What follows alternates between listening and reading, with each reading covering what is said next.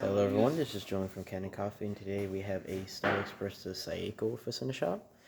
This machine, we did a few things to the overall machine. We replaced the pump.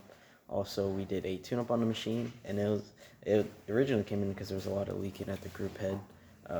This group head sheath that holds your portafilter is discontinued. They don't sell them anywhere, really. So after we did the whole tune-up, did everything, started leaking again.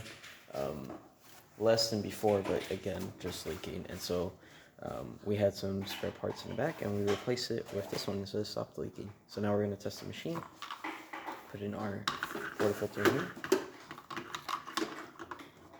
There we go. Put this under. And the reason we have a rag here instead of a drip tray is because we did not receive a drip tray with this machine originally. We're going to pump. Gonna start pressurizing, and there's that coffee for you. Now these portafilters, they kind of act like a pressurized basket. There's a few things in here that helps it pressurize inside of the portafilter instead of inside of the chamber. Yeah, there's the coffee for you. Then we're gonna test the hot water. Just turn this on. You see, works well. And now we're going to hit the steam button, and we're going to let that cook for a little bit. Alrighty, now that we waited a little bit, we're going to turn this on. We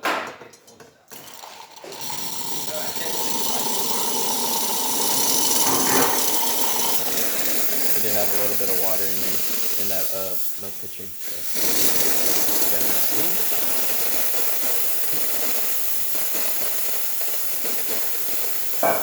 Yeah, and it's looking great. And that's about it for this repair. If you like this video or any of our other videos on our channel, leave a like, subscribe, and hit the bell. Thanks for watching.